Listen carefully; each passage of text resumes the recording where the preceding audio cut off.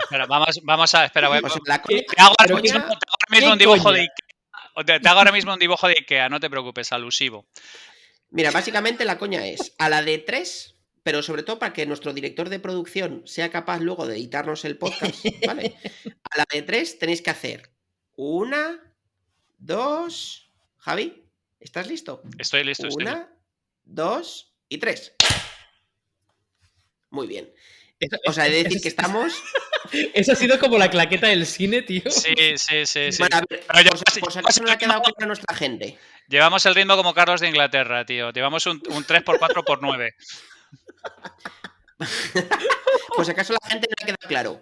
1, 2 y 3. ¡Ostras, chaval! Javi está en su mundo, Javi Javi, está- de verdad. Te voy a pagar una buena línea de internet, ya te lo tengo No. dicho. No, pero a ver, iros un poco a la puta mierda. No sé qué es lo que pasa con esto. ¿Estoy yendo con lag o algo por el estilo? Hombre, Sí, como de 5 segundos. si estamos aplaudiendo y tardas como 4 segundos en aplaudir, claramente estás yendo con lag. Pues Déjame tengo... adivinar, Javi. Estás en Windows, ¿verdad? ¿El qué? Estás en Windows, ¿verdad?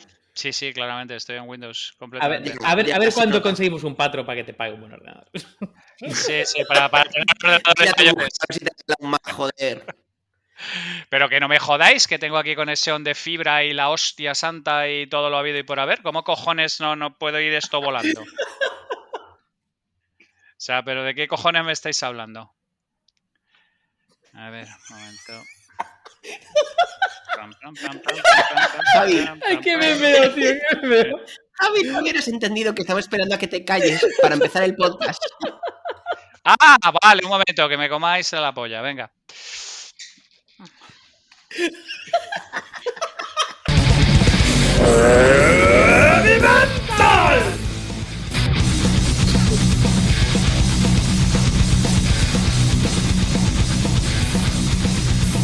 Bueno, bienvenidos a un nuevo episodio de Heavy Mental. O sea, cada vez hacemos las coñas más coña que ya no me puedo aguantar la risa ni para decir bienvenido. Mike, redoble. Capítulo 22. ¿Es la geoestrategia un gran juego de mesa? Bueno. Yo es que además me emociono mucho cuando decimos el título del capítulo porque es como, pero menuda flipada nos acabamos de meter.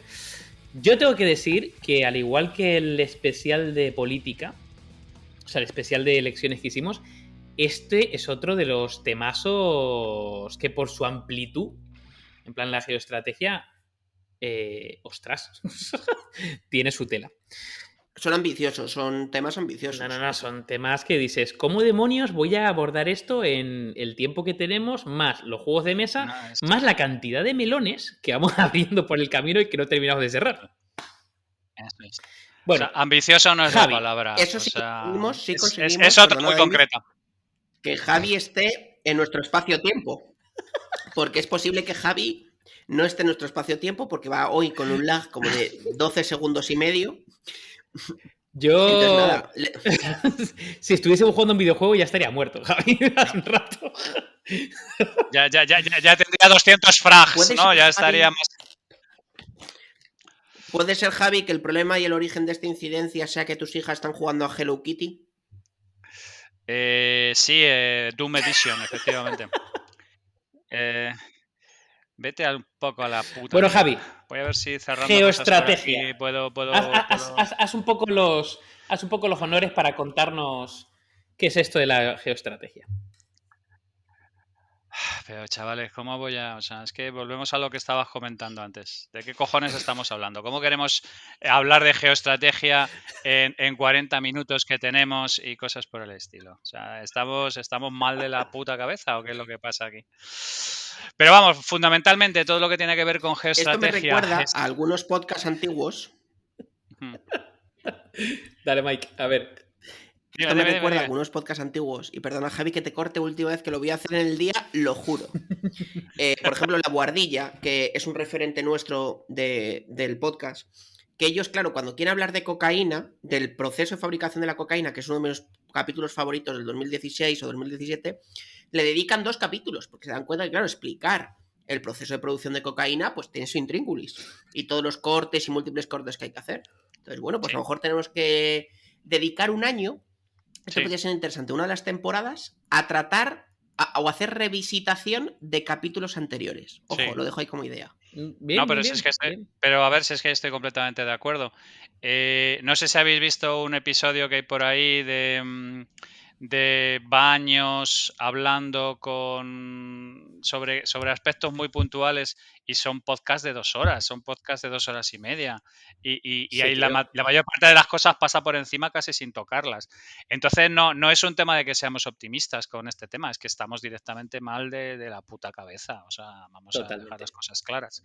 Pero Pero cuando vamos, hablamos de baños, hablamos de Roca, de Ideal y Estándar. no, hablamos de Pedro Baños, el general responsable de la parte más core de geoestrategia y geopolítica dentro de aquí del ejército español y de los servicios de inteligencia, y que tiene una serie de libros que recomendaremos en algún momento porque los 3 que yo conozco son absolutamente imprescindibles. Pero vamos, que quiero decir que es Efectivamente. el típico tema que nos lo hemos metido en la boca y no nos cabe. O sea, la típica pizza que te la quieres comer entera sin partirla en trozos. Pero como somos así de Menos mal que dijiste psicofenias, Pixar. Menos mal que dijiste Pixar. exactamente, exactamente. Como Bueno, ha somos dicho pizza porque está con su hija en la habitación, porque eh, se le eh, ve un reflejo de detrás. Su hija es pequeña. Exactamente. efectivamente, efectivamente. Mi hija es que le da morbo venir aquí cuando estoy grabando y le he dicho específicamente que no entre a leer, porque ella es así y tiene un papo que cabe un destructor de la Armada Americana. Pero bueno, ese es otro tema distinto.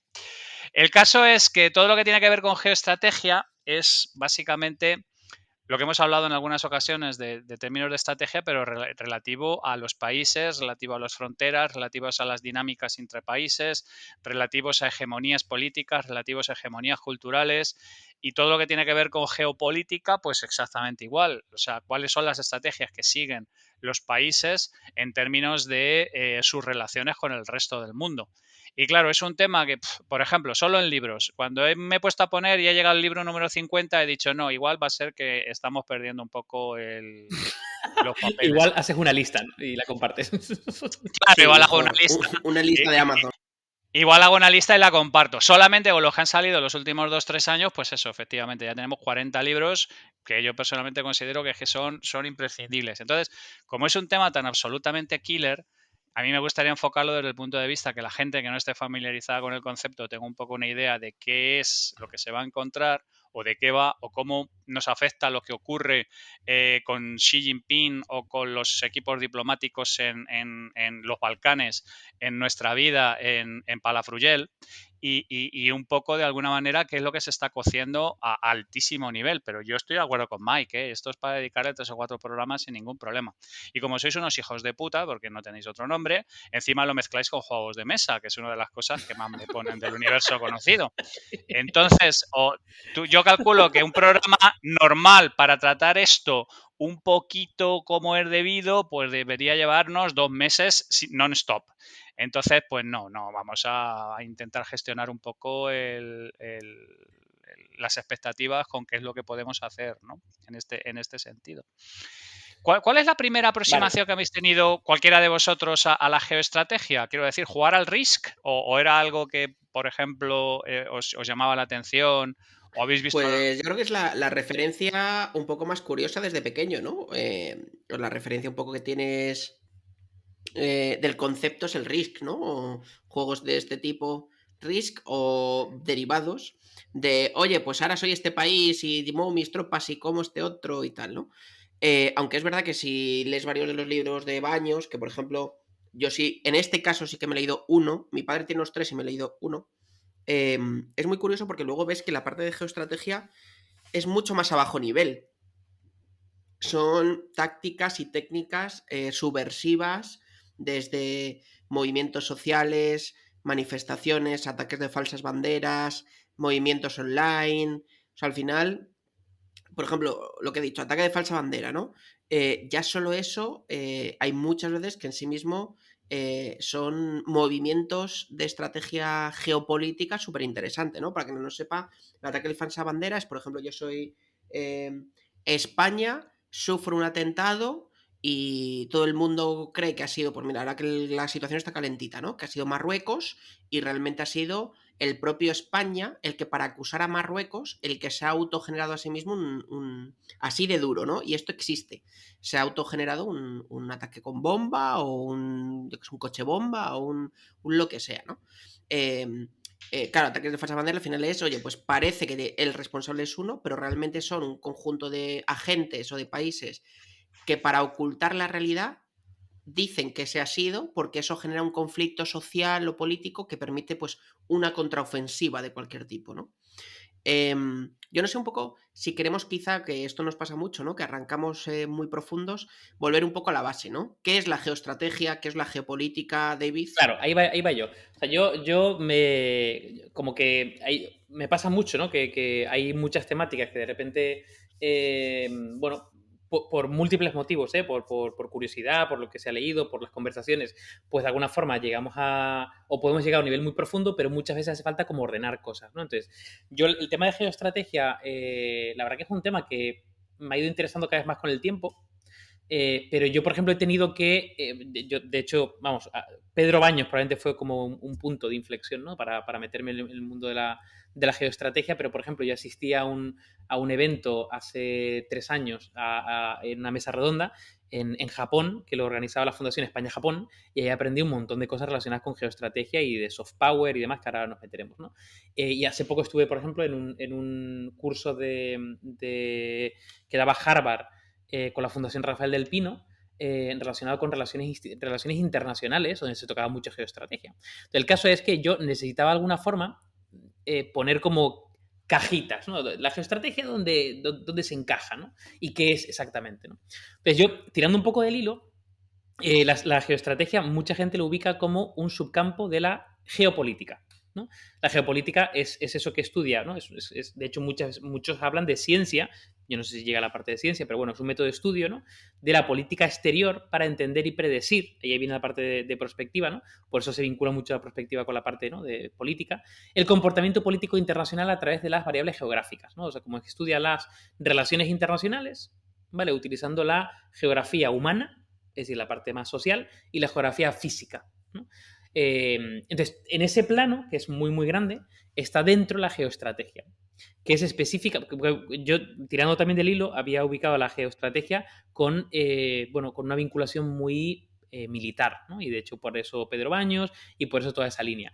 Pero en el fondo, y sin encontrar una definición que me haya convencido 100%, lo que trata la geoestrategia es estudiar y relacionar los problemas estratégicos, ¿vale? De diferentes ámbitos, económicos, sociales, militares, ¿no?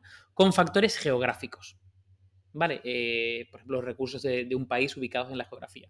Entonces, claro, es un plano también súper grande, porque al final lo que en el fondo intenta relacionar grandes problemas de diferentes ámbitos, políticos, económicos, legales, sociales y demás, en un contexto geográfico que es cada vez más globalizado, porque antes a lo mejor tu, no sé, terreno geográfico era más pequeñito, pero ahora con la parte de globalización, pues al final es todo, literalmente, que interactúa con todo, con el objetivo de generar estrategias. Entonces, eso es el campo de la geoestrategia vinculado con la parte o dentro de la parte de geopolítica. Claro, yo la pregunta que os quería hacer, así de primeras, es, vale, siendo esto lo que es y estando en un terreno tan macro, tan elevado, ¿por qué a una persona individual, nos debería medio interesar esto? Es decir, empiezo contigo, Javi, la pregunta, ¿no? ¿Son dos tableros de juego diferentes que tiene sentido informarte de ellos? ¿O es algo como, mira, esto es una cosa que está por ahí arriba y a mí déjame de movidas porque ni siquiera me afectan? Hombre, como bien sabes, y yo en la parte de estrategia ahí soy bastante incisivo, la estrategia sin acción no es estrategia. Entonces, normalmente todas las grandes estrategias que se desarrollan en algún sitio oculto, en algún tipo de habitación donde no tenemos acceso a los simples mortales y todo este tipo de cosas, en realidad al final termina traduciéndose en un montón de acciones y termina traduciéndose en un montón de acciones que nos termina afectando a todos y cada uno de nosotros. Y al final del día, en realidad, lo que a nosotros nos corresponde es intentar de alguna manera ser exigentes con nuestros representantes y ser exigentes con la gente que nos representa en términos de cuál es realmente su competencia en términos de geoestrategia. Yo personalmente creo por ejemplo, solo hay que ver lo que está pasando en Marruecos. No estamos jugando bien nuestras cartas, no estamos de alguna manera haciendo las cosas como es debido, porque lo que ocurre en Marruecos es pura geoestrategia, ¿vale? Es que parece que no tiene impacto en nuestro día a día, pero luego resulta que llegan 10.000 inmigrantes porque resulta que hemos tenido una serie de malas lecturas o que llevamos arrastrando una mala relación con Marruecos y que no hemos jugado bien nuestras cartas y al final las cosas terminan estando encima de nuestra mesa. Entonces yo personalmente creo que no nos podemos permitir como personas normales estar ajenos a las grandes líneas geoestratégicas que se están planteando y no podemos ser ajenos a pedir responsabilidades a nuestros dirigentes sobre cómo lo están llevando. O sea, yo entiendo que la mayor parte de la gente no puede ser un fricazo como yo en términos de geoestrategia, que es una de las cosas que me ponen más que yo qué sé, que deciros, sin sonar particularmente grosero. Pero un mínimo, yo creo que un mínimo funcional sí tenemos que entender. Tenemos que entender por qué pasan las cosas con Marruecos, tenemos que entender por qué Italia nos está haciendo una pasada por la izquierda que nos va a arrancar las pegatinas, tenemos que entender por qué ahora mismo Portugal es un sitio más interesante que España a la hora de invertir, tenemos que entender por qué Cataluña se ha pegado una serie de tiros en el pie políticos que al final terminan redundando en el día a día de la gente, o tenemos que entender por qué los chinos han comprado la mitad de los Balcanes, o tenemos que entender por qué Turquía se ha ido hacia un integrismo religioso que aparentemente absurdo cuando ellos querían entrar en Europa desde hace mucho tiempo. Yo entiendo que no son conversaciones de la cola de la compra, ¿no? Pero es que son cosas que al final del día terminan poniéndonos cosas encima de la mesa. Son conversaciones de los baños de Telecinco. Todo el mundo lo sabe. Todo el mundo lo sabe. Entre loncha y loncha se comenta. No. Bueno, ¿y a ti qué te parece? ¿No? Y estas cosas. La estrategia de Turquía. Exactamente. No, pero a ver, yo me quedo con esa reflexión, Javi, de decir, claro, me quedo con el tema de hay que entender, ¿no? Pero no solamente entender, ¿no? El por qué pasa esto, el por qué es importante, sino entender las consecuencias, ¿no? De eso. ¿Qué es lo que realmente te afecta a ti? Eso es. O sea, de verdad, a ver, tú estás en Canarias, ¿sabes el carnaval que tenéis por allí cada vez que tenemos un problema con Marruecos? No es un tema solamente de Ceuta y Melilla.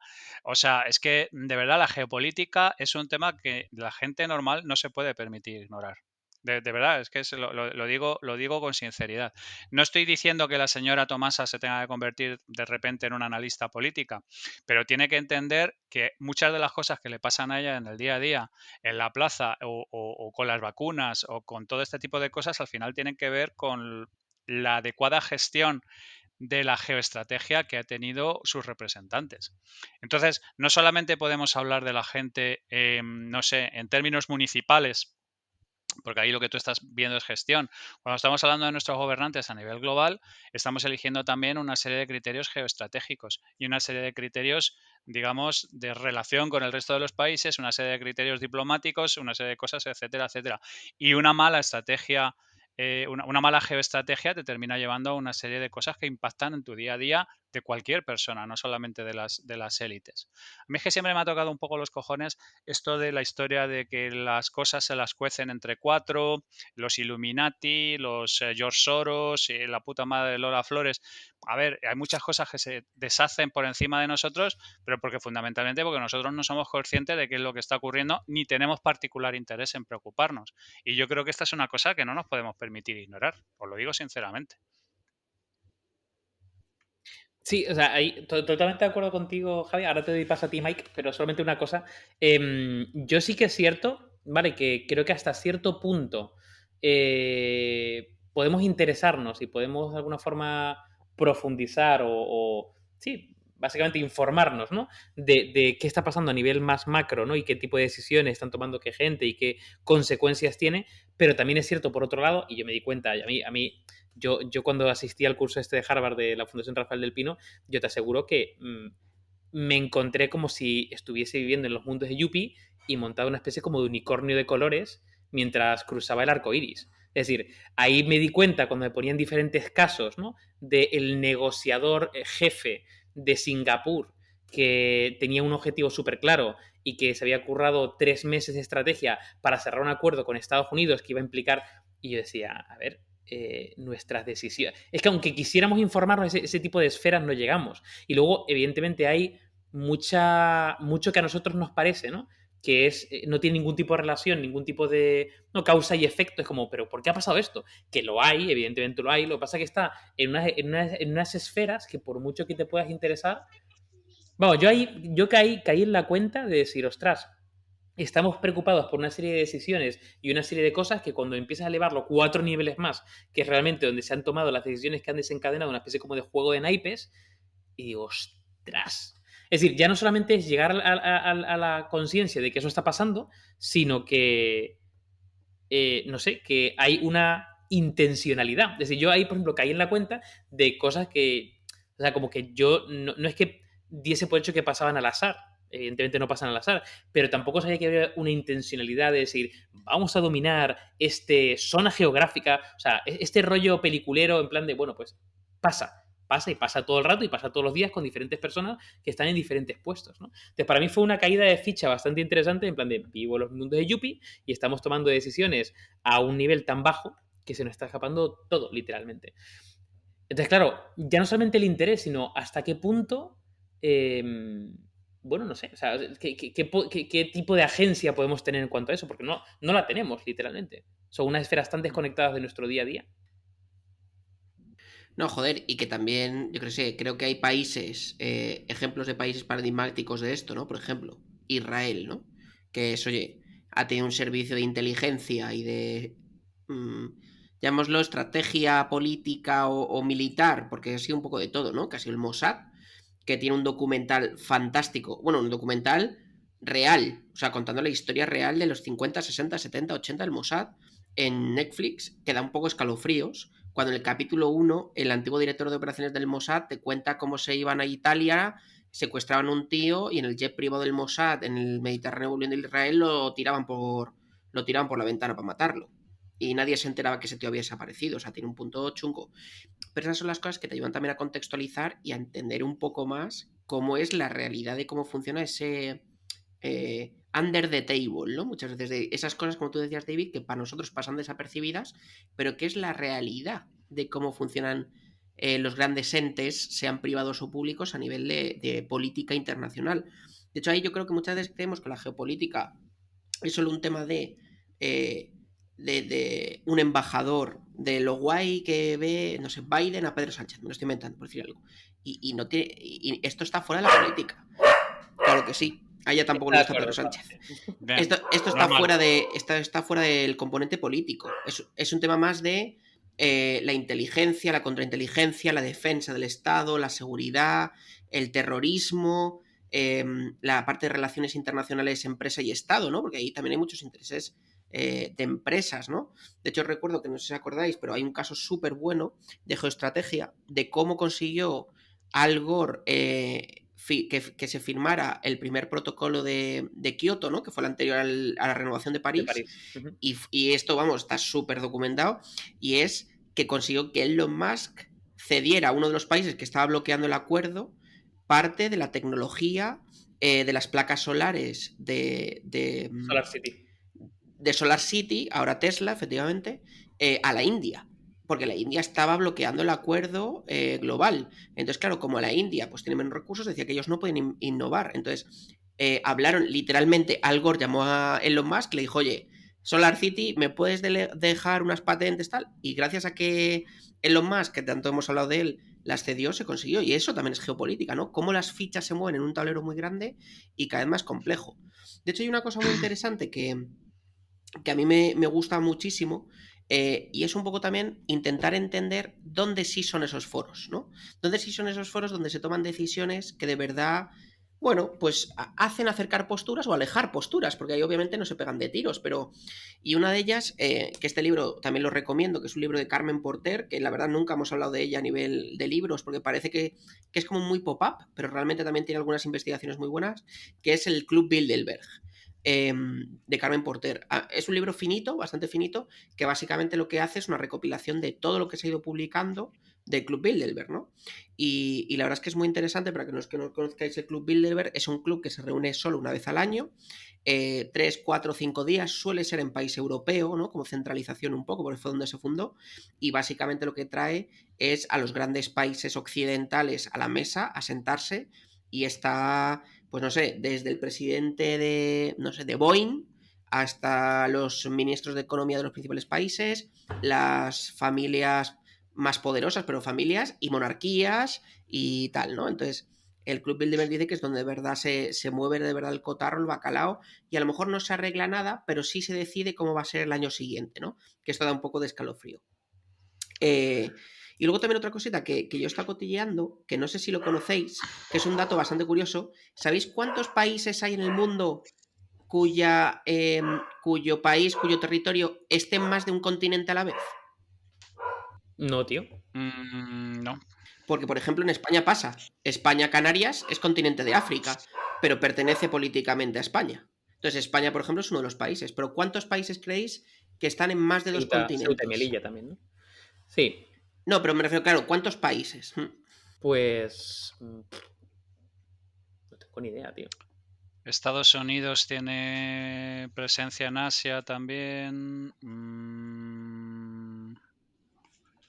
Hawái, no sabría, no Decid un número, sabría entre 1 y 200 países, ¿cuántos diríais? cómo. 18. Venga, me sirve. Pues mira, pues estáis cerca, son unos 25, porque ahí ya sabéis, siempre hay peleas de territorios y cosas de estas, ¿no? Pero países que estén más de un continente, vamos a hacer un repaso súper rápido. Mira, que estén tanto en África como en Asia, Egipto y Yemen, porque claro, están ahí fronterizos. Países tanto en África como en Europa, pues está España, Italia y Portugal. Países tanto en Asia como en Europa, Armenia, Azerbaiyán, Georgia, Grecia, Kazajstán, Rusia y Turquía, claro, la linde. Países tanto en Asia como en Oceanía, pues tenemos Australia, Indonesia, Japón y Timor. Países tanto en Europa como en América, que a mí esto me sorprendió mucho, porque ahora tú dices, hostia, tanto en Europa como en América, dices, sí, Islandia, vale, pero luego tenemos Países Bajos y Portugal, claro, porque Portugal tiene Antillas y cosas de estas que tiene por ahí en América. Curazao, Países que todos estén en más de 3 continentes, que esto es muy friki, en 3 o más continentes, Australia, Francia, Portugal y Chile. Hay las colonias de Portugal y de Las Francia que colonias, siguen por ¿no? ahí coleteando en Asia. Y luego Reino Unido, Dinamarca y Noruega, ¿no? Ya sabéis que Noruega y Dinamarca tienen mucho la parte ártica. Y luego Reino Unido con la Commonwealth y tal, que tiene 28.500 territorios. Cualquier islote que no se lo quiere quedar un país, pues siempre se lo quedaba Reino Unido, ¿no? Y aquí os abro un melón que me ha venido después de este análisis un poco de las tierras. Y es, ¿dónde creéis que es la última frontera de la geoestrategia? Porque yo creía que era el Ártico o el Antártico. Luego dije, hostia, pues no, pues a lo mejor es el fondo del mar, pero no. Hay una última frontera, el espacio. Sí, te decir otros planetas, ¿no? El espacio. Y el espacio. Claro, pero fíjate, yo como futurista de frontera que soy, me fascinan cosas como más inmediatas, ¿no? Por ejemplo, habéis hablado de Singapur. Singapur era un país de mierda hasta hace 40 o 50 años que le dan la vuelta como un calcetín. Habéis hablado de la pobreza energética de la India. La India tiene las mayores reservas de torio y tiene un programa de centrales nucleares de torio que flipas en colores ahora mismo. La batalla ahora mismo sobre los materiales se está llevando fundamentalmente en África. China está comprando África a trozos como si fuera una tortilla de patatas. Entonces, yo personalmente creo que efectivamente hay un montón de potenciales excitantes campos de batalla, pero yo es que con los que hay ya estoy flipando, pero en colores. No necesito irme a cuál va a ser el campo de batalla sobre los recursos de Marte, cuando el problema es cómo lleva Corea del Sur y China quedándose con las minas de litio del planeta a degüello desde hace 15 o 20 años. Hay varios libros precisamente sobre la penetración de China en África, que es fascinante. Y de hecho, geoestratégicamente China merece un programa solo para ella. O sea, no hace falta Aparte, meterlo con totalmente. nadie más. O sea, no ha Deberíamos hacer un habido. link mental con algún invitado especial que sepa sobre China. Sí. De hecho, a mí me parecería, aceptaría sugerencias de quien fuera para hablar de China, porque a mí China me parece un tema absolutamente fascinante cómo está comprándose Si el eres planeta a experto en trozos. China, por favor, somosheavymental@gmail.com.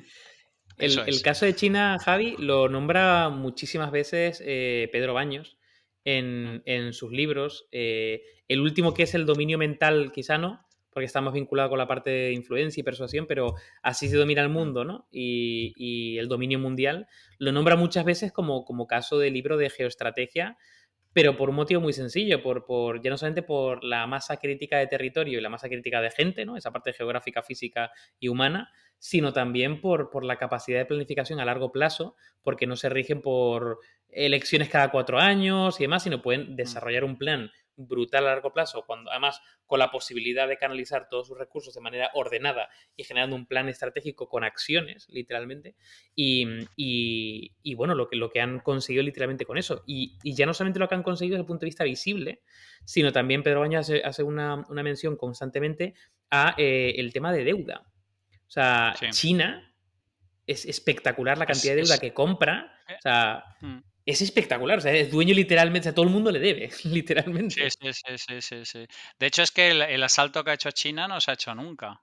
O sea, nosotros teníamos antes una política. De Bueno, hecho, también es que China tiene un problema, tiene un problema gordo, y es que no sabe dónde enterrar ya el efectivo. Es decir, China ha tenido un crecimiento macro tan mm, gordo, y lo ha tenido todo en divisa local, que claro, cuando quieres empezar, porque lo exportaba todo, entonces cuando quieres empezar a mover en dólar y Criptos. a... Criptos, Mike. Sí, Todo va un poco en por general, las criptos.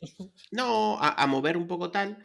¿Qué pasa? Que se ha dado cuenta que la forma de no tenerlo en el país y de que no se devalúe o cualquier cosa versus el tipo de cambio global, la forma era tenerlo invertido en otros lados. ¿Por qué? Porque al final se mantiene a tipo de cambio constante local, local del destino, no del origen, ¿no? Entonces era un poco la única forma, claro. Que puede haber inflación, tal, sí, bueno, pero en China también la hay. Otra cosa es que tienen el dato que les sale de los huevos. Pero mm, ¿quién se cree que China, con el crecimiento que ha tenido, y de ciudades y de población y tal, no tiene inflación? No os lo creen ni ellos, fumando vino, vamos. mm. A ver, pero es que China tiene un montón de huevos de serpiente más graves incluso que ese. O sea, de hecho, la aspiración de China es clarísima, con el yuan sustituyendo al dólar y ellos como principal divisa. O sea, desde hace muchísimo tiempo lo tienen clarísimo. Pero claro, ellos tienen varios huevos de serpiente metidos dentro. Ellos tienen varios huevos de serpiente desde problemas demográficos brutales, desde Deng Xiaoping han estado con el tema del hijo único y es una población brutalmente envejecida, a las nuevas generaciones que ya veremos a ver qué tal llevan el hecho de que libertad para tu tía y te pueden dar mucho por el culo con todo lo demás. O sea, China tiene varios huevos de serpiente metidos ahí, pero el tema está en que ahora mismo es... el tema fundamental es que antes el que gobernaba el mundo era el que gobernaba militarmente al mundo y ahora mismo es el que gobierna económicamente al mundo. Y ahora mismo China está a cabeza y hombros sobre un montón de cosas en términos de dominio económico. Y lo que están haciendo en sitios donde no tienen ni puta idea, comprando minas en el Congo y haciendo un montón de cosas en un montón de sitios, es pura y dura plan de dominación mundial. Nosotros siempre que vemos los temas de planes de dominación mundial pensamos en el científico loco, en el doctor infierno y en este tipo de historias, pero de lo de China es una estrategia de hegemonía mundial pura y dura. Lo único que ocurre es que no sabes cuánto tiempo vas a poder mantener el tema de liberalismo económico en la mano derecha y represión punitiva en la mano izquierda, porque además tienen clarísimo que en cuanto abran un poco la mano, se les va Tíbet, se les va Taiwán, Hong se les va un Kong, montón de Hong Taiwán, Kong, Taiwán. Joder, cuando abrieron un poco la mano, se le montó Tiananmen, ¿sabes? O sea, tienen clarísimo que tienen que mantener el puño izquierdo bien apretado y el puño derecho completamente abierto. Y yo no sé cuánto tiempo se puede mantener soplar y solver al mismo tiempo, que es la duda que tengo. Entonces, China tiene un montón de huevos de serpiente, pero claro, es que tiene una serie de ventajas competitivas sobre los demás brutales. Entre otras cosas que efectivamente nadan en cash, entre otras cosas que no hay que tomar grandes decisiones por consenso, que es que somos malísimos tomando consensos, y que tienen un plan. Yo es que tengo la sensación de que tienen un plan muy potente para un montón de cosas. Y digamos que culturalmente tienen bastantes menos barreras que nosotros. Entonces, Normalmente puedes pensar, joder, China nos va a pasar por encima como un rodillo, pero tiene un montón de huevos de serpiente incubando sobre cosas que no sabemos por cuánto tiempo. Porque esta es una situación básicamente nueva. Esto no tiene nada que ver con cuando Estados Unidos y la Unión Soviética eran dos superpotencias. Ocurrió una anomalía alrededor del 90, se cae el muro, la Unión Soviética comete el error de abordar al mismo tiempo el glasnost y la perestroika. O sea, ¿qué es lo que no está haciendo China ahora mismo? China está diciendo que venga un poco de libertad económica, pero la libertad política la de mis cojones. Puño cerrado y no os mováis ni un solo milímetro. Y además me convierto en una sociedad distópica que voy a ser más 1984 que 1984. No, la Unión Soviética intentó abrir todas las puertas al mismo tiempo y evidentemente pues, aquello se fue completamente al carajo. Y hemos tenido 20 años raros en los que Estados Unidos ha sido la policía del mundo, pero donde geoestratégicamente también le han cagado todo lo que han querido. Baños dice, por ejemplo, que en Afganistán intentaron imponer una democracia por sus cojones morenos y se comieron una mierda porque evidentemente era no tener en cuenta en absoluto el contexto en el que estaban ni dónde estaban. Entonces, a mí me parecen unos tiempos tan fascinantes que me parece un pecado no estar al menos un poco al cabo de la calle. No digo entender todo, porque es imposible, pero sí por lo menos intentar leer libros y ver como ahora mismo China, por ejemplo, es que es el mayor tenedor de patentes sobre inteligencia artificial. Tienes un montón de chinos acudiendo a universidades americanas a tutti frutti que están volviendo a ocupar puestos de responsabilidad dentro de China. O sea, wow. O sea, es un tema Pero muy, una muy, cosa, muy, muy Javi, potente. me parece interesante. Claro, pero has planteado eso y has dicho, bueno, no sé exactamente lo que has dicho, no lo recuerdo, pero has dicho algo así del estilo de creo que hay una estrategia. Claro, mi duda con esto, ¿vale? Es si hay una estrategia trazada por un conjunto de personas o es más una estrategia emergente, es decir, una estrategia de esta que emerge a medida que vas haciendo las cosas. Es decir, porque eso me cuesta mucho, por ejemplo, cuando hablamos de temas tan macros, que haya, por ejemplo, un conjunto de gente, claro, a mí, desde mi punto naif, de un conjunto de gente que diga, de aquí a los próximos 50 años vamos a generar esto, pum, pum, no sé qué, pim, pam, tal, tal. O es un tema más de, bueno, vamos a ir en esta dirección y vamos de forma emergente desarrollando estrategias tipo Risk de conquistar territorios, de comprar deuda, de intentar que el yen se ponga... ¿Tú cómo lo... Esa es una pregunta. Y luego Mike, Esa es una cómo pregunta lo percibís? absolutamente cojonuda de alguien que entiende un poco cómo funcionan los temas complejos. Yo creo que China tiene una macroestrategia y que luego se va encontrando con un montón de cosas por el camino que bandea según buenamente puede o según buenamente lo lleva. Como por ejemplo el TPP. El TPP se lo encuentra porque Trump dice que el TPP lo firme Rita la pollera y de pronto dice, aquí estoy yo. O sea, para cualquier tema de tratados de comercio, de libre comercio, ahí está China, tío. Se apunta a un bombardeo. Entonces, yo creo que tiene... Exactamente. Y os habéis perdido la manita con el dedo arriba de Javier China. No, señor Xi Jinping, yo les respeto mucho y no, por favor, no, todavía no. O sea, ningún colectivo sin ofensa salvo China. O sea, eso es un tema que puede ser un poco... No, en serio. Yo creo que hay una estrategia macro y unas líneas estratégicas macro, pero luego, naturalmente, es que este es un escenario que no ha pisado nadie. Entonces, la emergencia es absolutamente inevitable.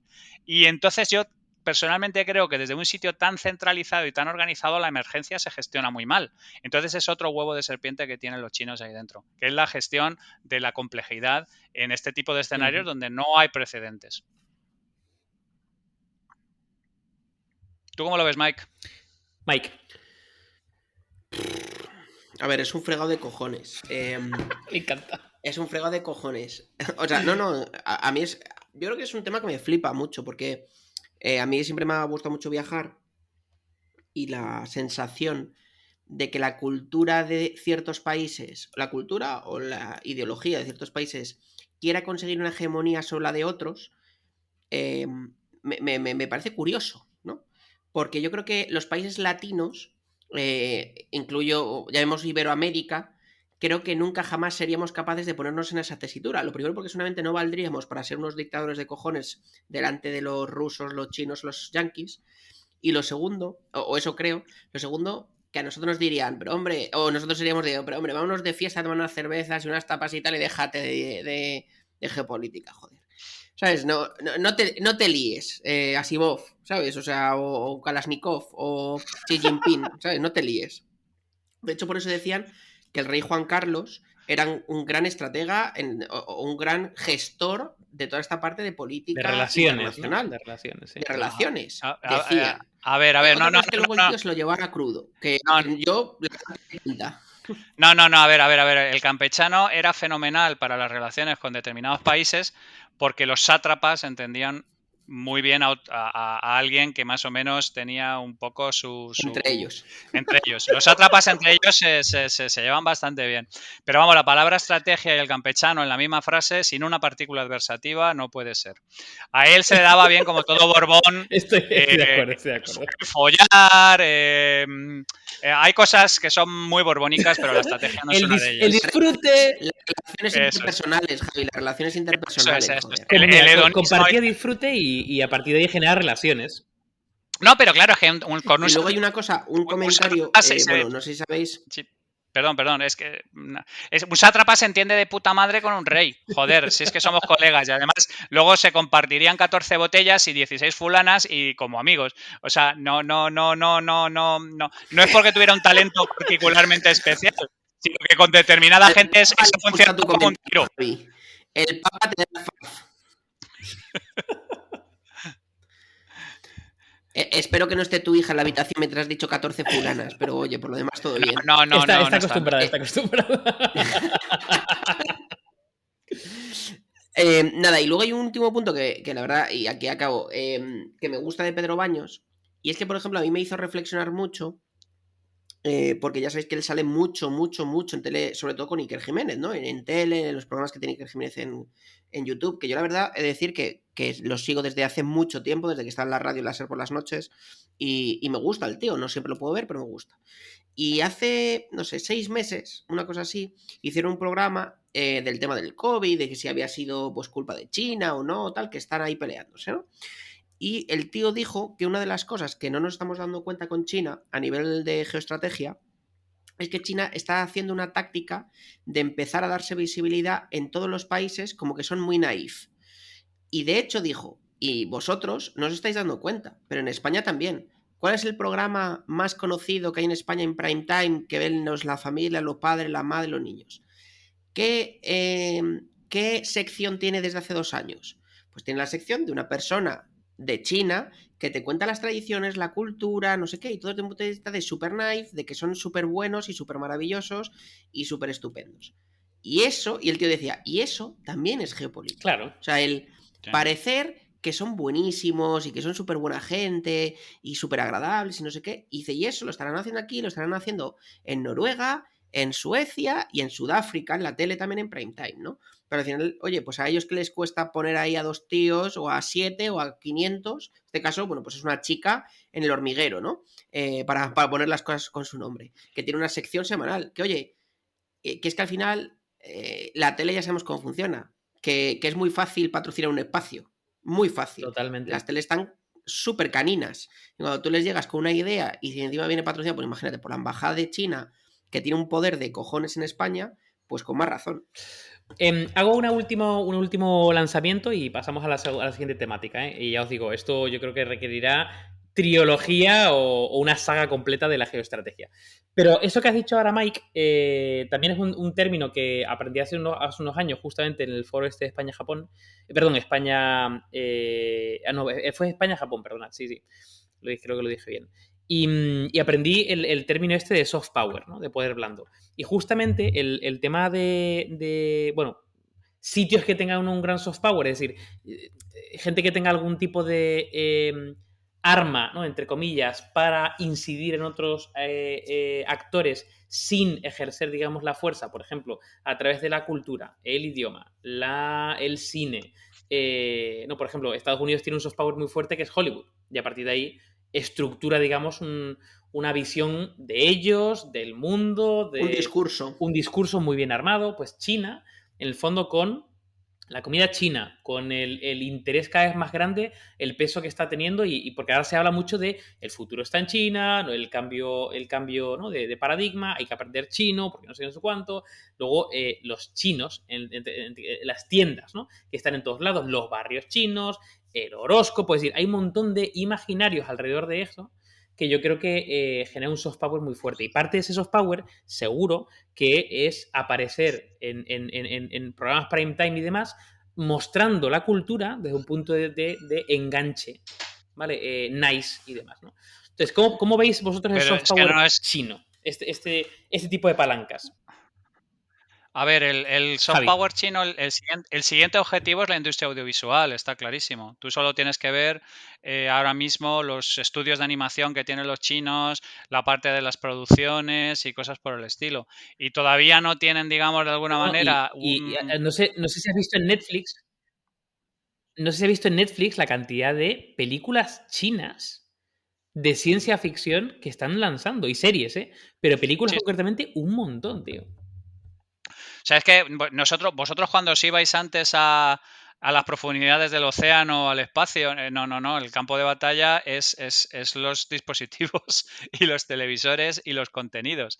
Y TikTok es chino y todo este tipo de cosas. Hay una serie de cosas que están entrando cultural, que es donde yo creo que ahora mismo es donde se está llevando la batalla. Y las cosas que se puedan hacer con dinero las terminarán haciendo igual, y las cosas que se pueden hacer con talento, que generalmente va asociado al dinero, también las terminarán haciendo igual. Entonces, el asunto ¿es creíble generar contenidos de valor que estén tan preñados de una ideología que va en contra de todos los principios occidentales?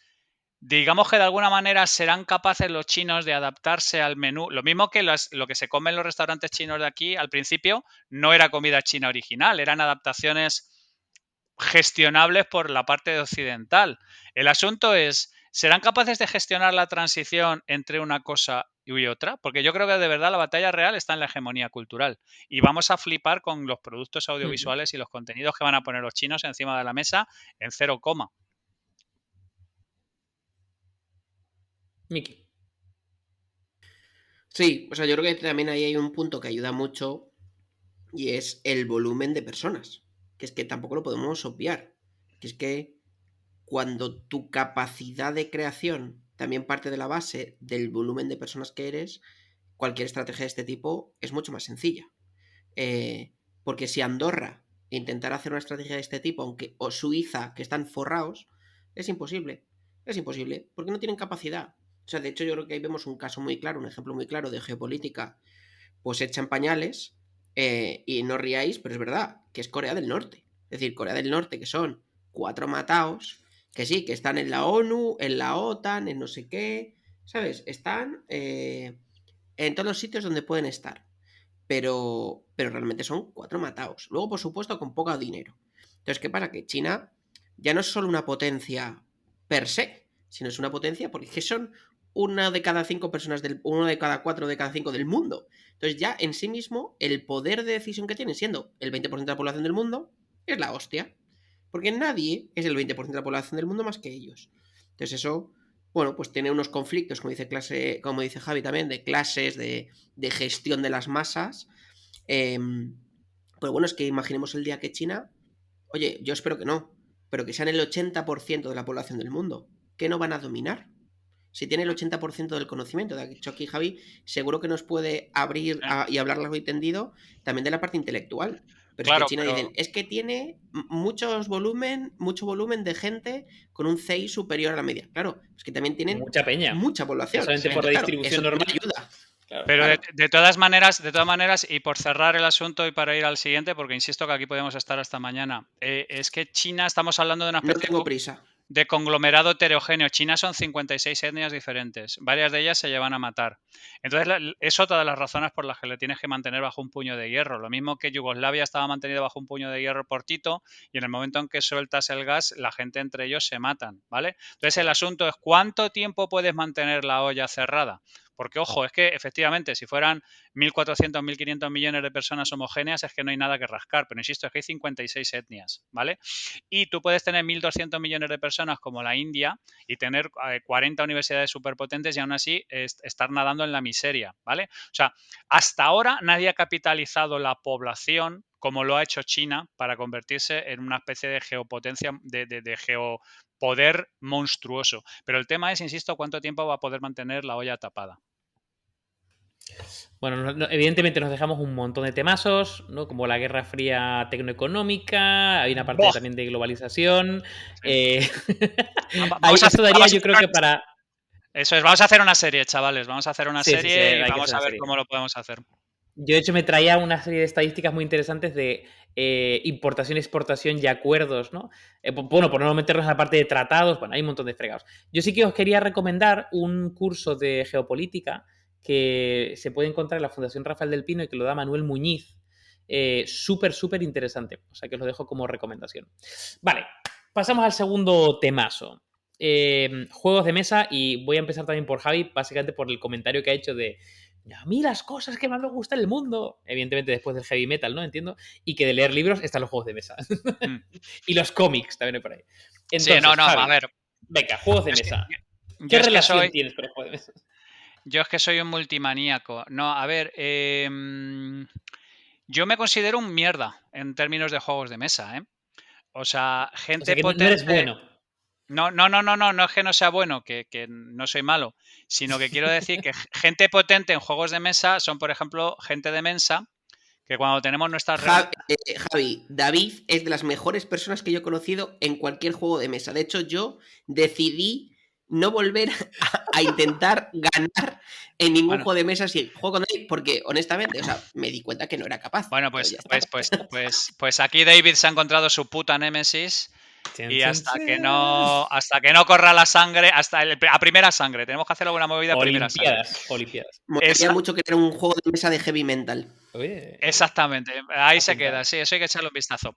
El asunto es, nosotros tenemos gente en Mensa que se tiran 72 horas seguidas sin parar jugando a juegos de mesa desde que llegan hasta que se van. ¿Vale? En nuestras reuniones Pero espera, A ese nivel ¿dónde no lo llego, hacen? tío. ¿Dónde lo hacen? Porque a las 70 horas tiene que oler fatal. Sí, no. A ver, Hay ducha, harán paradas baño. para orinar, efectivamente, harán ese tipo de cosas. Pero se tiran 72 putas horas de reloj, que yo he estado allí, desde que llegan hasta que se van. O sea, es una cosa absolutamente delirante el poder de atracción que tienen los juegos de mesa. A mí me parecen fascinantes. Y insisto, me considero un mierda porque los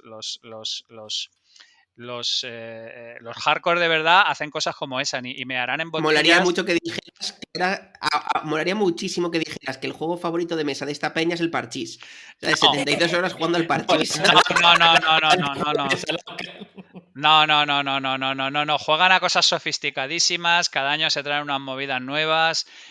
Es que no sabéis. Bueno, posiblemente lo sepáis si sois aficionados. El mercado que hay en los juegos de mesa es absolutamente Es brutal. impresionante. Y además Sí, ha habido sí, una sí. explosión absolutamente brutal en los últimos 30 o 40 años. Y además, en los últimos años, a raíz de Catán, se impuso, digamos, de alguna manera el hecho de que en Europa se hacía juegos de mesa y buenos juegos de mesa. Y hay una escuela de juegos de mesa fundamentalmente alemana que lo está petando. Y tenemos un montón de juegos diseñados desde España. Y gente, por ejemplo, como los de Generación X, han sacado un montón de juegos diseñados y creados en España. Y es un universo tan infinito como el de los videojuegos, con la ventaja fundamental de que el juego de mesa, digamos que de alguna manera proporciona una socialización que muchas veces cosas como, yo que sé, jugar al Call of Duty, pues no es tan social meterle a alguien balazos en la cabeza, pero digamos de alguna manera jugar alrededor de una mesa y pasarte una tarde con amigos jugando a juegos de mesa es una de las cosas que más me gustan y que lamentablemente menos puedo hacer por circunstancias. De hecho, lo que estoy loco es que mis hijas tengan un poco más de edad y empezar a meter tralla, aunque ya jugamos a Pandemic, ya jugamos a una serie de cosas. Por ejemplo, alguno de vosotros, no sé si conoce a una diseñadora de videojuegos que se llamaba Daniela Buntenberry Y esta chica era, sí, bueno, además era una persona trans. La conozco Por muchísimo. parte Bueno, conocemos al hermano, por parte de padre. Es prima de Burberrys, ¿no? Exactamente, es prima de Burberrys, de la parte del canguro. Vaya susta la mierda. Esta señora, que antes era un señor, o sea, es un programador trans, un tema bastante curioso. Es que yo le conocía de antes. Exactamente, Ahora sí. eso es, de cuando tenía nuez. Esta señora decía una cosa fascinante, que era que se había metido en el diseño de juegos y particularmente en el diseño de juegos multijugador para ordenador. Ella es la diseñadora de Mule, ella es la diseñadora de Seven Cities of Gold, ella es la diseñadora de alguna de los clasicazos de toda la vida, porque decía que venía de una familia muy disfuncional y el único momento de auténtica paz y de auténtico cariño y de auténtico que recuerda con cariño eran cuando se sentaban alrededor de la mesa a jugar a juegos de mesa. Y por eso le encantaba hacer juegos en los 80, ¿sabes? Que dependías de los modems y cosas por el estilo. Pues todos los juegos que diseñó esta señora eran multijugador. Entonces a mí me parece un universo tan fascinante, con literatura a punta de cañón, con cosas maravillosas, joder, es que me parece un tema absolutamente inagotable. Los juegos de mesa sí, por supuesto, como nuclear. Yo, fíjate, he tirado un poco del hilo porque digo, yo pensé que el primer juego de mesa era el Backgammon, de hecho es uno de los juegos más antiguos que existen. El Backgammon, de hecho, es de... ¿No es el Magón o alguno de estos chino? El Backgammon no, el Backgammon es 2000 antes de Cristo. Vale, Se pero jugaba en hay Egipto ya. Exactamente, hay una referencia anterior, justo, Javi, que es de 3000. Bueno, creo que la primera, como el primer indicio, ¿no?, de juego de mesa es de 5000 antes de Cristo, que es ya una puta locura. Pero básicamente se conserva como literalmente una especie como de dados circulares y como palitos, es decir, no se sabía. Pero bueno, el juego que sí que se conserva es justo el que comentas tú, Javi. Antiguo Egipto, 3100 antes de Cristo, donde además se conservan, por ejemplo, pinturas donde los faraones tenían como hobby el tema de los juegos de mesa y de hecho se consideraba una persona como que era buena en un juego de mesa que había sido como bendecido por los dioses, ¿no? Por esa movida. 5000 antes de Cristo, Recuenco estaba allí. Estaba allí. Ya había nacido. De hecho era joven, era cuando yo estaba en... Salía del COU. Exactamente, estaba yo preparado ya para salir y comerme el mundo. Y a tu padre también, sí, pero es que todavía no lo había encontrado. Estaba en pleno proceso de buscar a tu padre. Sí, no, y le voy a decir que luego la evolución de esto, vamos, que en 1300 antes de Cristo pasan a ser juegos principalmente militares y de hecho de estrategia. Y durante mucho tiempo fueron eso, 400 después de Cristo, ¿no?, se inventa el ajedrez. Y en ese tránsito, que se dedicaban principalmente a juegos de estrategia, juegos principalmente, se llaman los TALF, ¿no? Los TALF son los juegos donde hay un tablero muy germánico, dos ejércitos compiten entre sí, ¿no? Y es muy curioso porque en algún punto, ¿vale?, hay una transición a que los juegos eran cosa de niños. Sí. ¿Vale? Pero es muy curioso porque, y eso ha sido históricamente así, ya alguna cosa como de niños y de un conjunto súper frikis, pero sobre todo de niños y de familia, ¿no? Y creo que, y lo decías tú antes, Javi, que gracias al Catán ha habido como una especie como de, ¿no?, renacimiento, reposicionamiento del mundo de los juegos a, bueno, algo que estaba ahí, pero que se ha vuelto mainstream, ¿no? Que es el tema de, esto es un tema también de adultos y hay juegos principalmente de adultos y con un componente de estrategia muy, muy elevado. Sí. Sí. Mike, juegos. A ver, yo soy mal ejemplo porque en mi casa siempre ha habido tradición de juegos de mesa. Parchís, ajedrez, siempre. Y luego había mucha tradición, no sé por qué, de también juegos de mesa más de cartas, ¿no? Cualquier, no sé, de los clásicos, lo que os podéis imaginar. Chinchón, pocha, tute, mus, cinquillo y luego, por supuesto, el continental, en el cual yo recuerdo que todas las viejas amigas de mi abuela siempre me pelaban y me quitaban 100 pelas. No hay cosa peor. Hay dos cosas que no aguanto de las viejas, macho. Que te pelen al continental y que se salten la cola en el supermercado. Totalmente. Lo hacen que te Además, el continental parece que es un juego súper tal, pero tiene su estrategia, ¿eh? O sea, tiene su rollito de si bajarte, no bajarte, colocar, bueno, tiene sus rollos, ¿no? Entonces a mí la verdad es que los juegos siempre tienen una relación bastante sana y noble con ellos. Y quizá el que más he jugado en mi vida ha sido el Trivial Pursuit. Pero ha habido una época en donde he dejado de jugar porque uno de mis compañeros de trabajo, con el que he intentado jugar últimamente, bueno, las últimas veces que hemos jugado pre-confinamiento, que es mi compañero Tomás, que le mando un abrazo desde aquí si me oye, o sea, me regaló el Trivial Pursuit, no me acuerdo, el que es para pro, ¿no? Mega Genius, el Genius. Sí, hay uno que es Genius, no sé qué, me lo regaló y es que es imposible jugar con él. O sea, es que se sabe las respuestas de memoria. Entonces yo dije, mira, tío, paso de jugar contigo a este juego. Pero bueno, yo diría que el Trivial es de los juegos que más he jugado de mesa. Y luego, pues tuve una época que con David, ¿no? Con los compañeros de la oficina, teníamos una persona que yo creo que es mi referente en cualquier cosa. O sea, yo si algún día necesito algo de un juego de mesa, al que voy a preguntar es a él. Iñaki Gómez, también apoyado como el humano, porque como él nunca se acuerda de tu nombre, cuando no sabe cómo llamarte, te llama humano. Y hay que decir que Iñaki se sabe, o sea, es un poco como los amigos que tú decías, Javi, ¿no? De los juegos de mesa, que él quedaba por los viernes por la tarde para echar sus partidas en un club de juegos de mesa y tal. Pero sobre todo es un tío que ya no era el que jugara mucho, sino que le gustaba aprender de las dinámicas, de la parte un poco incluso sociológica de por qué has tomado esa decisión, ¿no? O sea, por qué te ha llevado a hacer esto o por qué, incluso en la parte de diseño de juegos, ¿no? A él le gustaba mucho Oye, de hecho, hubo una época que pensamos también hacer uno y tal, porque el tío decía, que joder, al final esto es entretenimiento. Y es verdad, es una forma de entretener. De hecho, el competidor natural de los juegos de mesa es Netflix, o escuchar música, o el cine, o dar un paseo. O sea, y yo creo que es una forma también muy sana. ¿Qué ocurre?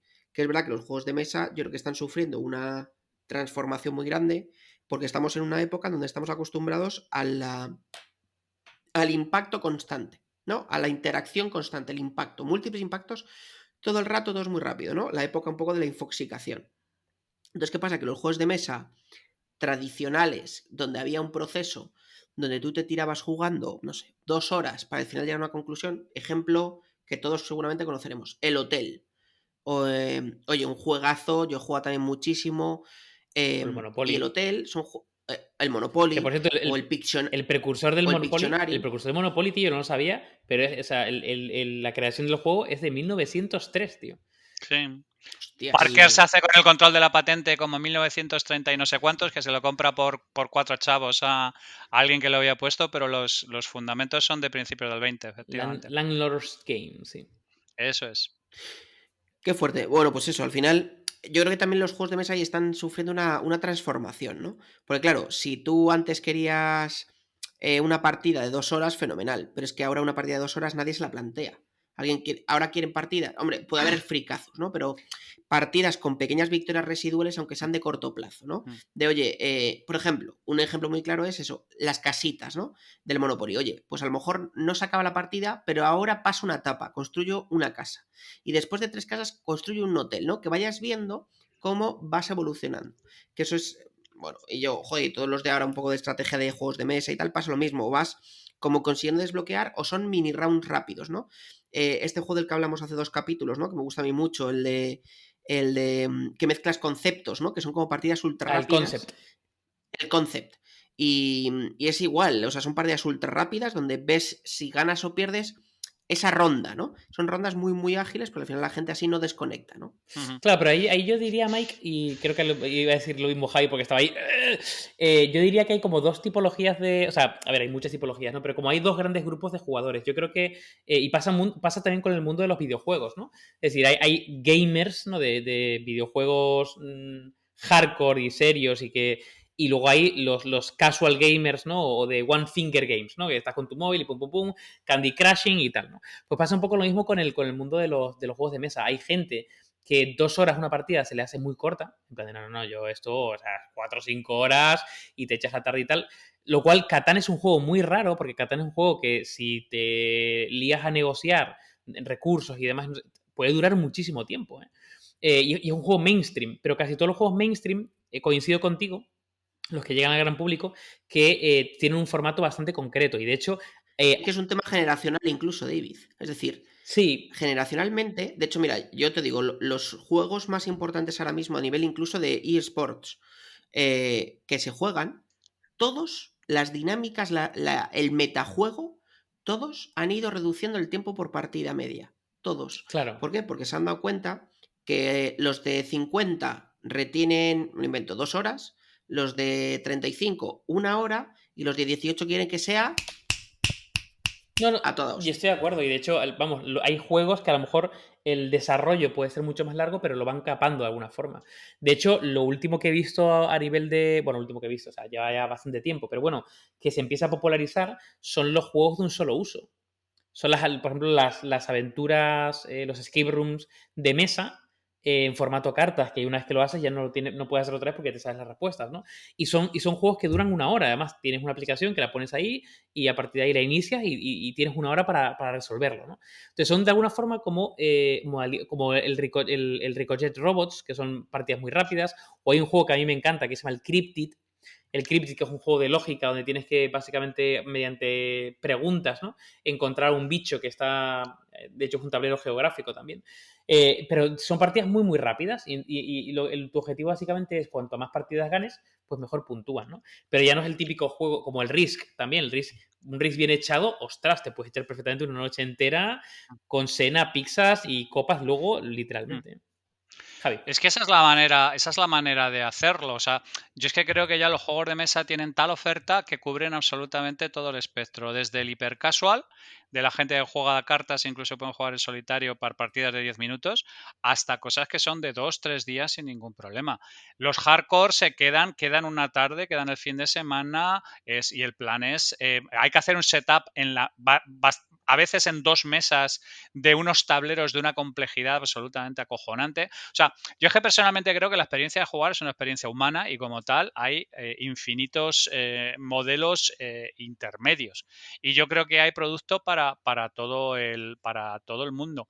El tema es que a mí me parece fascinante todo lo que tiene que ver alrededor del juego, porque me parece que hay pocas cosas que unan tanto a la humanidad, por decir de alguna manera, ¿sabes? Que sean tan transversales.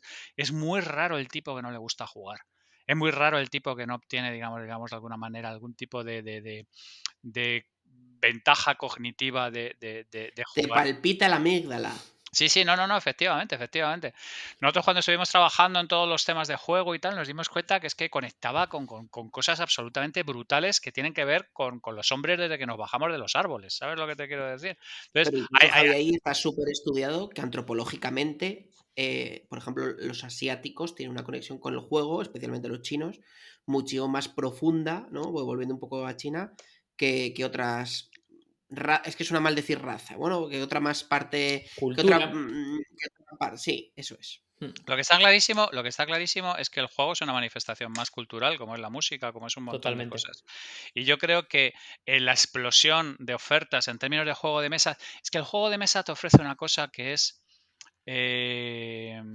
la conexión cercana haciendo algo conjuntamente con una serie de amigos en un entorno social o familiar, por ejemplo. Y entonces es una experiencia que a mí me parece tan fundamental a la hora de vertebrar la sociedad como irnos a un bar. ¿Sabes lo que te quiero decir? Y de hecho son cosas que están convergiendo ahora mismo. Cada vez hay más bares gamers, ¿vale? Donde la gente se junta Los cafés. para, Sí, sí. eso es, tomarse una tapa, pero al mismo tiempo jugar. Yo es que jugar creo que es una pulsión que me parece tan brutalmente humana que la encuentro fascinante. Y luego lo mencionabais antes vosotros, todo lo que tiene que ver con el diseño de juegos. Hay una serie de libros sobre diseño de juegos, sobre las diferentes escuelas de diseño de juegos, sobre los juegos abstractos, los juegos concretos, cómo los niños empiezan con cosas que son más o menos concretas, pero en realidad son metáforas disfrazadas de cosas brutales. El parchís que nos descojonamos es un tema indio derivado de un montón de juegos de dominación territorial. O sea, a mí la historia de los juegos es una de las cosas que más me flipan y más me alucinan del ser humano. Como, digamos, el Homo Ludens, el hombre que está construido alrededor de jugar. Y De cómo la jugar. vida en el fondo, no deja de ser un juego en el que muchas veces, pues, es una especie de gran juego de rol gigantesco en el que estamos intentando constantemente trabajar con unos recursos limitados para obtener una serie de objetivos. Aparte de teoría de juegos, es que es un universo, macho. Otra puta serie, joder. Si es que me traéis unos temas, iros a la Abrimos mierda, la melones. verdad. Yo, Claro, joder. antes de cerrar esta parte, por hacer una pregunta concreta ya que va uniendo ambos temas. ¿Juegos de geoestrategia? Aparte de el Risk, que es el clásico, o aparte de... Bueno, incluso podía ser hundir la flota, también podía ser incluso... Pero bueno, aparte del Risk y de Pandemic, que a lo mejor son los más evidentes, que por cierto, Pandemic me parece súper interesante porque es uno de los juegos así como... bueno, más significativos en cuanto a que maneja cooperación y competitividad. Es decir, Sí. que ya no maneja esa dualidad de cooperativo-competitivo bastante interesante. En el documento, en el documento de todas las estas del capítulo os he metido un par de vídeos sobre juegos cooperativos que yo creo que son absolutamente fascinantes. Y Pandemic es un ejemplo clarísimo de estrategias cooperativas competitivas, que es lo más parecido a la geopolítica. La geopolítica es Tal cual, una mezcla de tal cual. cuándo alternar la cooperación y cuándo alternar la agresión. Y yo creo que son auténticas escuelas de vida. Perdona, David. No, iba a decir entonces, ¿qué otros juegos de geoestrategia se os ocurren? Pues mira, a mí me suenan dos. Uno se llamaba Orwell, que era temas de seguridad nacional y cosas de estas. No me acuerdo bien porque es antiguo. Y antiguo hace 6 o 7 años, algo así me suena. Y sí que hay otro que me sonaba muy antiguo, no me acuerdo exactamente, no sé si era Republicans o algo así. O Republics, no sé, no me acuerdo, lo miro ahora, que era también un poco de cómo gestionar desde un punto de vista de una república. Entonces, una república y cómo gestionabas todo un poco la gestión política alrededor de eso, ¿no?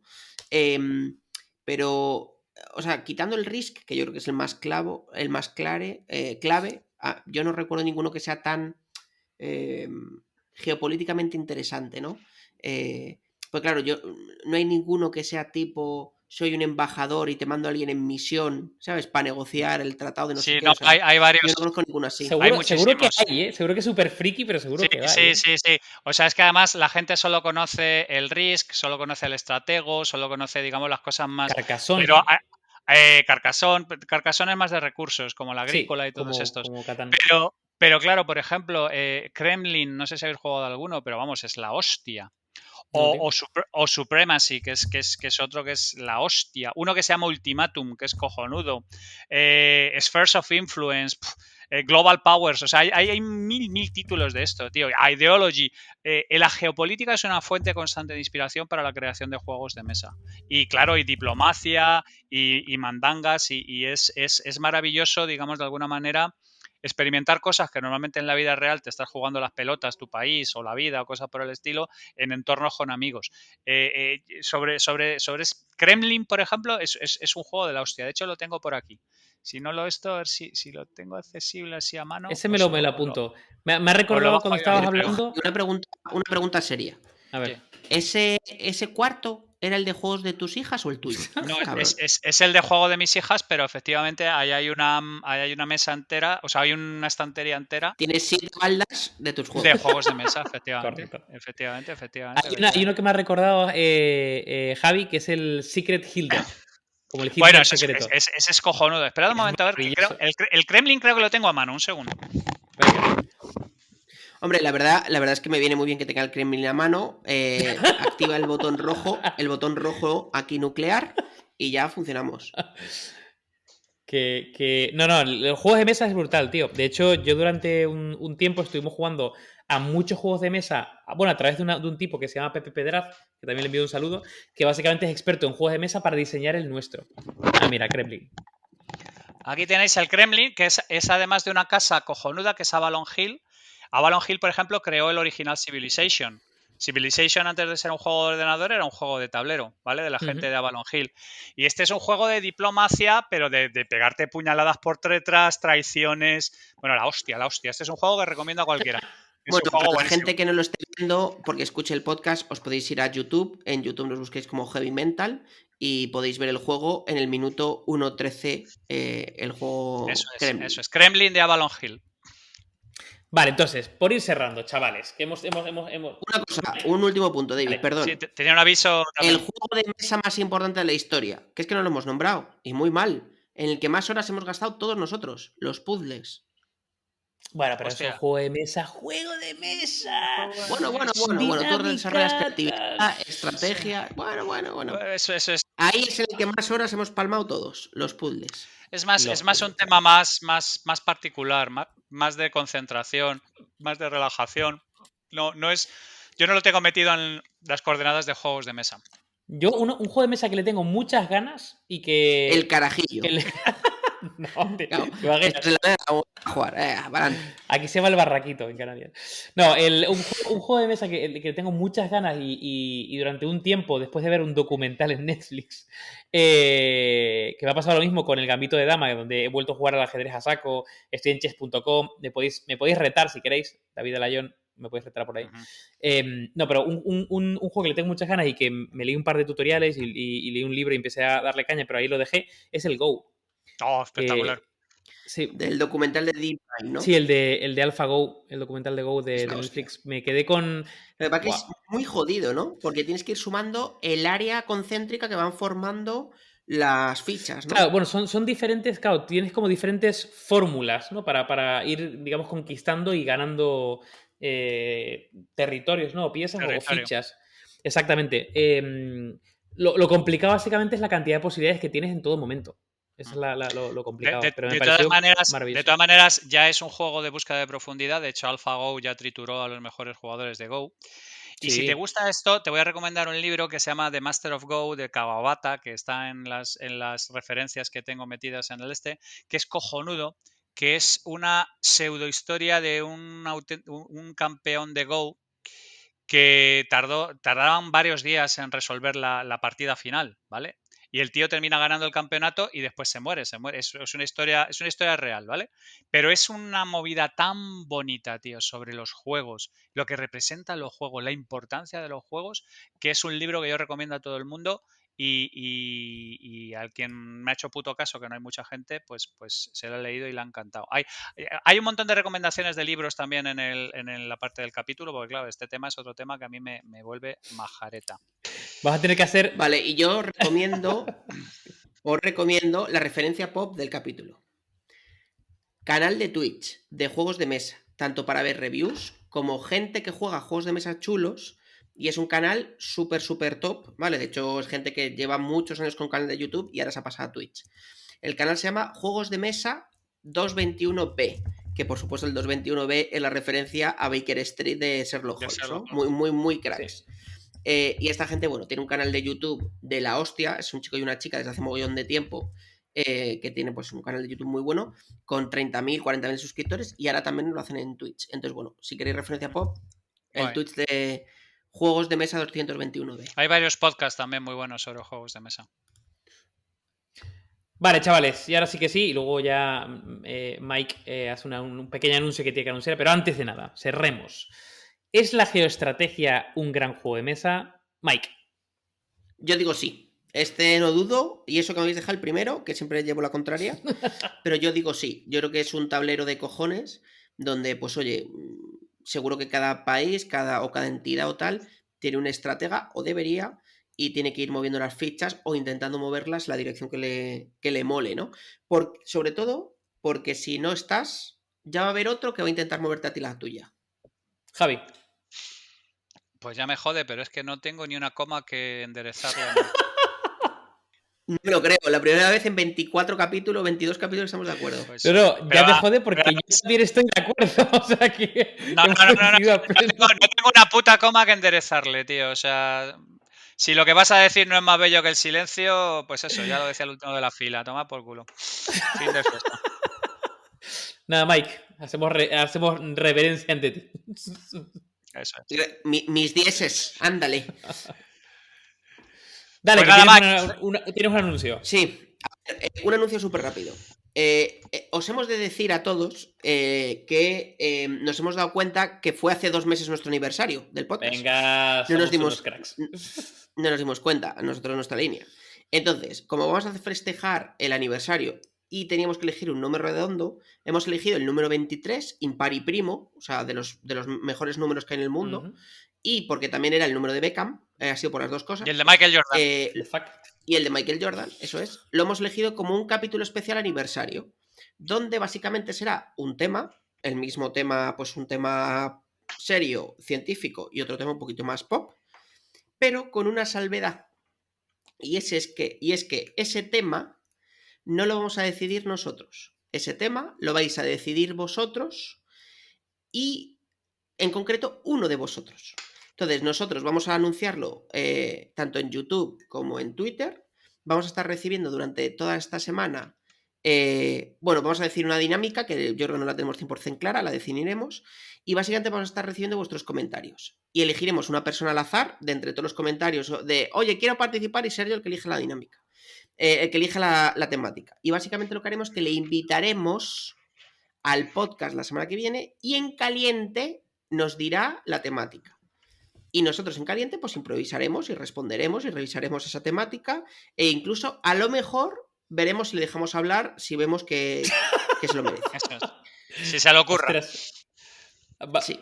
Entonces, bueno, básicamente, que nos pongáis un Twitter de que os gustaría ser el que elija la temática, os invitaremos al podcast y bueno, pues tendrás que buscar una temática, pues eso, también a nuestro nivel, joder, pues una temática en pregunta, con una parte científica interesante, con una parte pop interesante. No. Ojalá diga algo de Telecinco en la parte pop, Javi, o sea, es que ojalá, qué ganas te tengo, hijo de puta. Estás lleno de veneno, tío. Eres un caldero ahí de ponzoña. Miserable. Entonces, para participar, ya sabéis, nos hacéis un reply en Twitter, nos dejáis un comentario en YouTube o un mail a somosheavymental@gmail.com diciendo que queréis ser la persona y de entre todas haremos un sorteillo seguramente aleatorio, ¿vale? Si puede ser Marta, si quieres participar, yo estaría encantado de elegir. Un beso, Marta. Aleatorio a dedo. Eso es. Bueno, chavales, pues nada, un placer como siempre con lo mejor de la casa, Miki y Javi. Y un abrazo. Un abrazo a todos. Salud y ciencia, perracas. Y juegos de mesa. Venga.